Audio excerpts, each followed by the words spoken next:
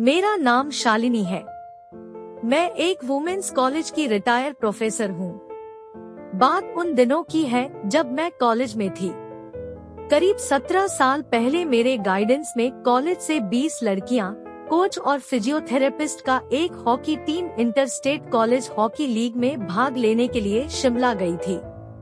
नवंबर का समय था। उस सर्दी में हम सभी एक होटल में ठहरे थे। अचानक बर्फबारी होने लगी। मौसम खराब होने के कारण हमारा मैच कैंसिल हो गया था।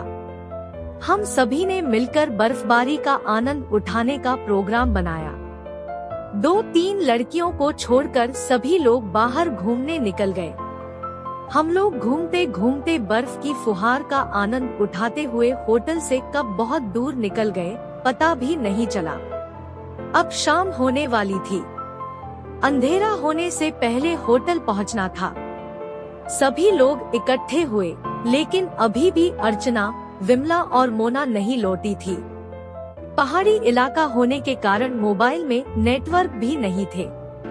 हम सभी उन्हें खोज रहे थे। जैसे जैसे अंधेरा हो रहा था, वैसे वैसे हमारे अंदर एक अनजान खौफ पैदा होता जा रहा था। काफी खोजने के बाद भी उनका कोई पता नहीं चला। अब रात हो चुकी थी। हम लोग ने खौफ के साए में वापस होटल लौटने का फैसला किया। मोबाइल की रोशनी में वापस लौटते हुए हम लोगों के चेहरे पर खौफ और हताशा का मिश्रण साफ देखे जा सकते थे। हम सभी मौन थे। चारों तरफ सिर्फ और सिर्फ सन्नाटा था।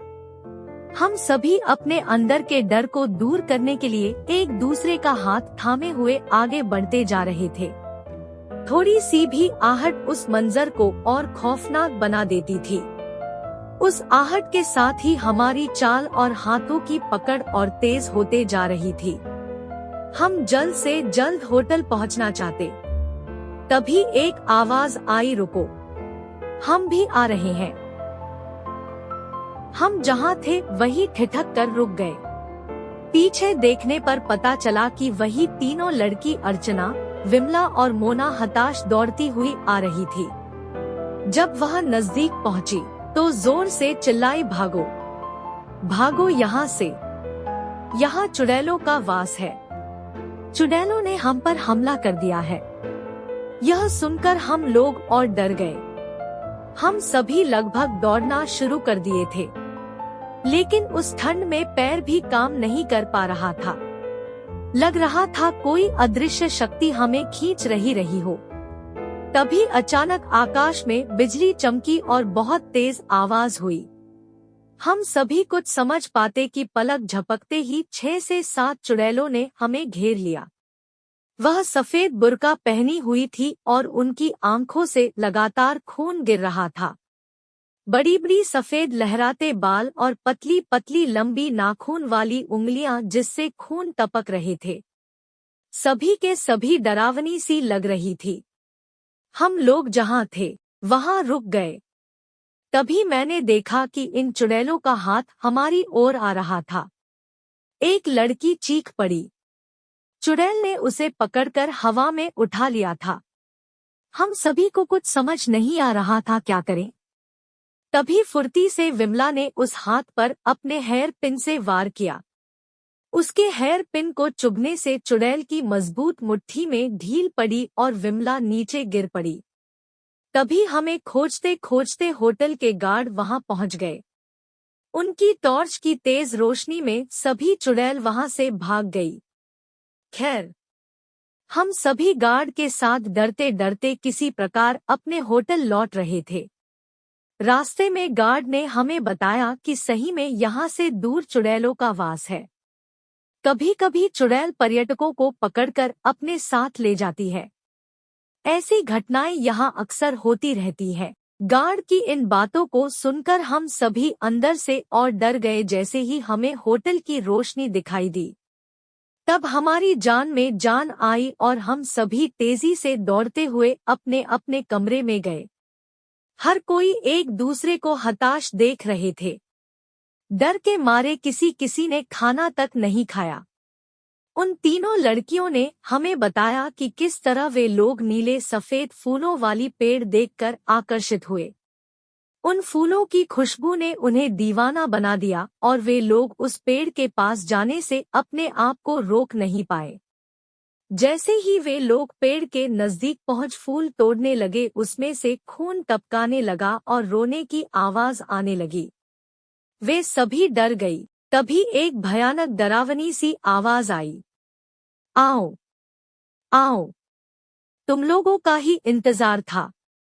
आवाज सुनकर जैसे ही उन्होंने ऊपर देखा तो उनके होश उड़ गए। ऊपर पेड़ की डालियों में 6 से 7 चुड़ैलें उल्टा होकर लटकी हुई थी। वे सभी उन्हें अपनी लंबी लंबी हाथों से पकड़ना चाह रही थी। इससे पहले कि वह अन लोगों को पकड़ती, वे तीनों वहां से भागकर हमारे पास आ गई। तीनों लड़कियों की बातों को सुन हम सभी डर गए। रात काफी हो चुकी थी। हम सभी अपने अपने कमरे में सोने चले गए। डर के मारे मुझे नींद भी नहीं आ रही थी। किसी तरह रात 3 बजे मुझे नींद ही लगी थी कि अचानक लगा कि कोई खिड़की का शीशा खटखटा रहा हो। मैं काफी डर गई। मैं खिड़की की तरफ देख ही रही थी कि तभी अचानक खिड़की का शीशा झटके के साथ खुल गया और एक उल्लू न जाने कैसे मेरे कमरे में घुसकर फड़फड़ाने लगा। मैं डरकर उठकर बेड पर बैठ गई। मैं कुछ समझ पाती तभी खिड़की से एक हाथ मेरे तरफ बढ़ी और मेरी ओर झपट्टा मारा। मेरी चादर उस हाथ में चली गई और उसके नाखून से मेरे पैरों में खरोंच आ गए। मैं पूरी ताकत से चीखती हुई दरवाजे की ओर भागी, लेकिन चुड़ैल की हाथ मेरे बालों को जकड़ लिया। मैं बचाओ, बचाओ, चिल्लाते हुए रोने लगी। तभी मेरा हाथ बिजली की स्विच से टकराया और कमरे में रोशनी फैल गई। उजाला होते ही चुड़ैल और उल्लू दोनों गायब हो गए। मैं जल्दी से दरवाजा खोल बाहर भागी। बाहर मेरी चीख सुन सब खड़े थे। हम सब ने होटल के एक बड़े हॉल में जैसे तैसे रात काटी। सुबह होते ही हम सभी ने वापस घर लौटने का फैसला किया। सुबह सुबह हम लोग अपने सामान को पैक कर रेलवे स्टेशन पहुंचे। जैसे ही ट्रेन आई, हम लोग एक डब्बे में चढ़ गए। वह डब्बा लगभग खाली था। हम सब ने अपनी अपनी सीट पकड़ी। तभी ट्रेन चल दी। चूंकि रात में कोई ठीक से सो नहीं पाया था, इसलिए सभी अपने अपने सीट पर ऊँघने लगे और कुछ ही देर में ठंडी हवा लगने से हम लोग सो गए। ट्रेन अपनी पूरी रफ्तार में चल रही थी। मुझे ऐसा लग रहा था कि काफी दिनों से मैं सोई नहीं हूँ। ट्रेन घने जंगलों से गुजर रही। अचानक चीख पुकार की आवाजें सुन मेरी नींद खुल गई। बगल वाले कंपार्टमेंट में चुड़ैलों ने हमारे टीम की लड़कियों पर हमला कर दिया था। मैं ऊपर बर्थ पर सोई हुई थी। मैंने देखा कि मेरे कंपार्टमेंट की सभी लड़कियां दूसरे कंपार्टमेंट में जा चुकी थी। तभी मेरी नजर सामने वाली सीट पर गई। एक चुड़ैल वहां पर बैठ हमें निहार रही थी।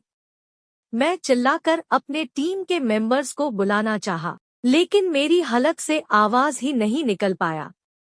मैं ऊपर से नीचे कूद गई और भागना चाही, लेकिन उस चुड़ैल ने मेरी बालों को अपने पंजों से जकड़ लिया।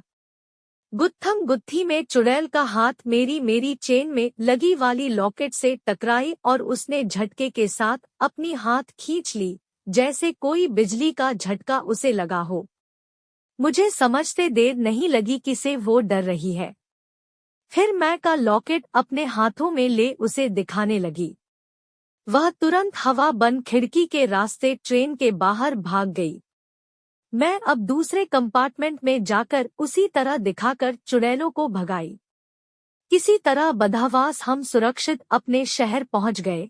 इस घटना को याद करते हुए अभी भी मेरी रोंगटे खड़े हो गए हैं। Please subscribe our channel. Thank you.